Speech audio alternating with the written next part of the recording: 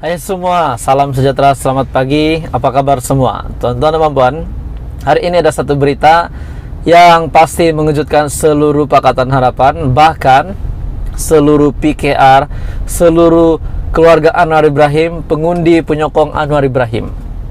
Hari ini berita berkenaan dengan satu kenyataan yang sangat tidak disukai Anwar Ibrahim. Beliau telah terima berita ini. Berita hari ini yang pasti membuat Anda tak puas hati. Sekiranya Anda adalah penyokong Anwar Ibrahim. Hari ini daripada Malaysia Kini yang mengatakan Anwar muflis. Muflis apa? Mari kita teruskan berita ini. Daripada Malaysia Kini, Anwar tuntut RM 10 juta dari Sanusi kerana dakwaan muflis moral. Muflis moral. Peguam yang bertindak bagi pihak Presiden PKR Anwar Ibrahim menuntut ganti rugi daripada Ketua PAS Kedah Muhammad Sanusi Muhammad Nur kerana didakwa memfitnahnya melalui ucapannya di Tambun, Perak pada 13 November. Rupanya Anwar telah terima kenyataan bahawa beliau ini muflis moral. Antara lain, Anwar yang juga calon PH, calon Pakatan Harapan bagi Parlimen Tambun menuntut Sanusi menarik balik dan memohon maaf tanpa syarat atas kenyataannya dan membayar ganti rugi RM 10 juta serta yuran guaman. Surat tuntutan yang dihantar melalui firma guaman SN Ne and Partner bertarik hari ini yang mengatakan jika tiada balasan diterima daripada Sanusi dalam tempo 3 hari, mereka mempunyai arahan untuk memulakan prosiding undang-undang terhadapnya. Dalam ucapannya di Tambun, Sanusi mengungkit sabitan Anwar atas tuduhan liwat dan salah guna kuasa dengan mengatakan Anwar muflis moral. Melalui surat tuntutan itu, pegawai Anwar mendakwa ucapan Sanusi adalah fitnah dengan menggambarkan Anwar antara lain sebagai korup, manipulatif, tidak berprinsip, cenderung berkelakuan songsang dan bukan muslim yang baik. Pihak kami telah diarahkan oleh anak guam kami untuk menegaskan bahawa pengampunan penuh telah pun diberikan oleh Duli Yang Maha Mulia Yang di-Pertuan Agong di bawah perkara 42 Perlembagaan Persekutuan kepada anak guam kami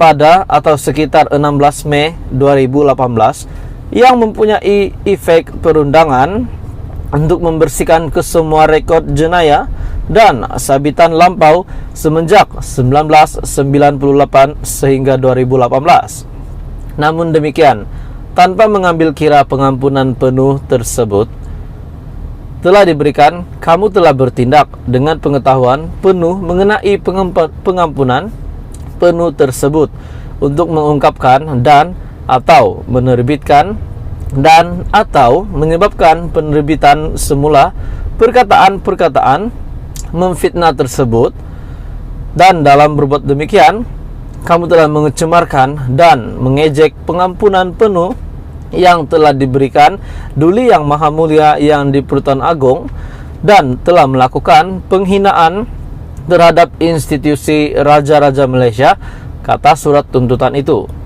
Surat itu juga menuduh Sanusi mengaibkan kuasa agong dan mencabar proses dan keputusan pengampunan penuh yang boleh menjadi kesalahan di bawah Akta Komunikasi dan Multimedia 1998. Jadi adakah kenyataan daripada Sanusi, keputusan yang Sanusi buat ini, beliau tidak bertindak, tidak berfikir sebelum bertindak.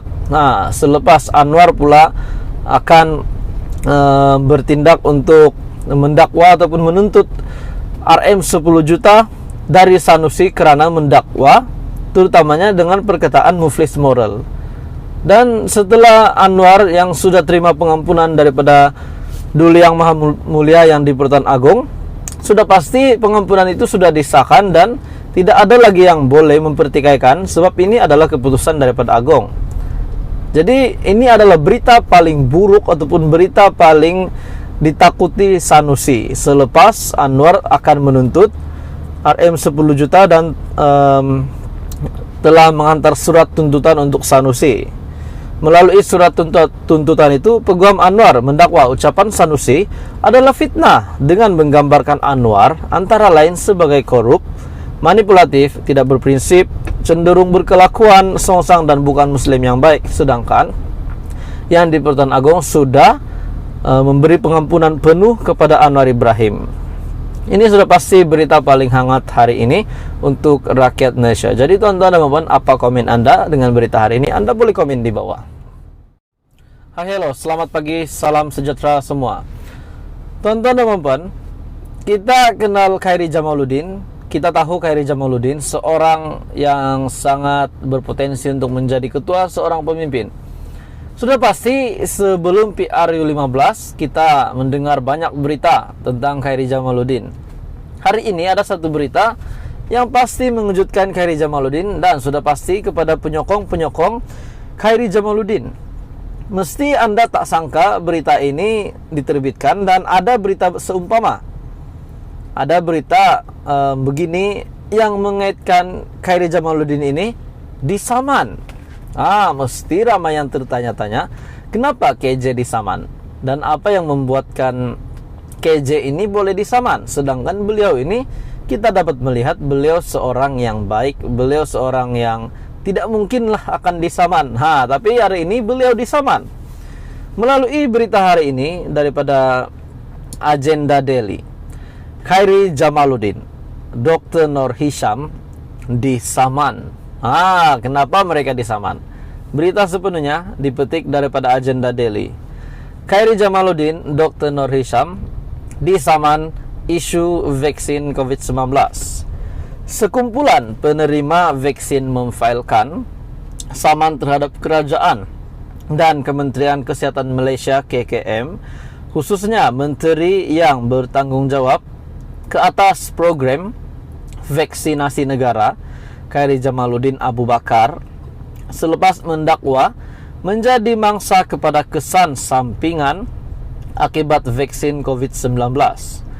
Memetik laporan Sinar Harian, seramai 44 orang mangsa itu yang diwakili firma Guaman Syahrin Shatir Kamal & Co turut memfailkan saman terhadap pengarah kesihatan Tan Sri Dr. Nur Hisham Abdullah dan 3 pengeluar vaksin COVID-19 Pfizer, AstraZeneca dan Pharma Niaga.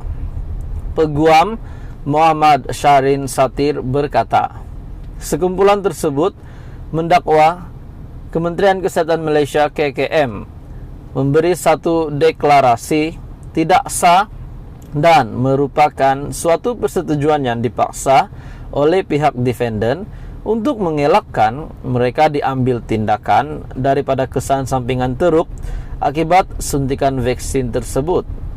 Beliau turut memberitahu anak guamnya menuntut defendant bertanggung jawab atas kesan suntikan COVID-19 terhadap plaintiff yang telah memberikan kesan sampingan teruk yang mengakibatkan kerugian.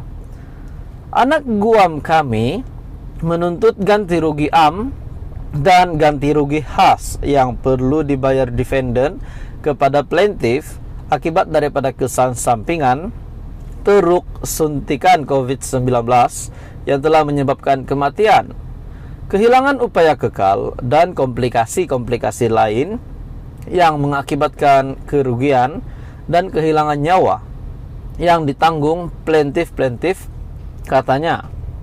Beliau juga berkata, ketiadaan bukti vaksin yang pernah diuji secara secara klinikal sebelum digunakan terhadap pengguna juga menjadi antara asas tuntutan saman tersebut. Plaintiff juga menuntut sebuah injunksi interim untuk menghalang defendant daripada memberikan secara meluas vaksin COVID-19 kepada rakyat Malaysia yang lain sehingga kajian klinikal dilakukan dan laporan lengkap disediakan. Jadi berita hari ini mungkin mengejutkan kepada semua penyokong Khairy Jamaluddin. Bahkan bukan Khairy Jamaluddin saja, bekas Menteri Kesehatan kita juga yaitu Dr. Noor Hisham melalui sumber berita ini daripada Agenda Daily. Khairy Jamaluddin, Noor Hisham disaman isu vaksin COVID-19. Jadi tuan-tuan dan puan, ini pasti mengejutkan PRU15, mengejutkan KJ. Di samping beliau ingin bertanding di Sungai Buloh, Parlimen Sungai Buloh, di mana beliau pertama kali bertanding di situ. Sebelum ini beliau telah menakluki Rembau, tapi beliau telah memberikan Parlimen Rembau kepada Tokmat. Hari ini pula tinggal kurang beberapa hari lagi PRU15, Khairy Jamaluddin terima berita begini. Ini sudah pasti mungkin akan mengganggu fokus beliau untuk persediaan dalam PRU15. Tapi kita doakan semoga Khairy Jamaluddin akan sentiasa dalam keadaan yang baik, bersedia untuk berkempen, bersedia untuk bertanding nanti. Apapun tuan-tuan dan puan, apa komen Anda tentang berita hari ini? Anda boleh komen di bawah.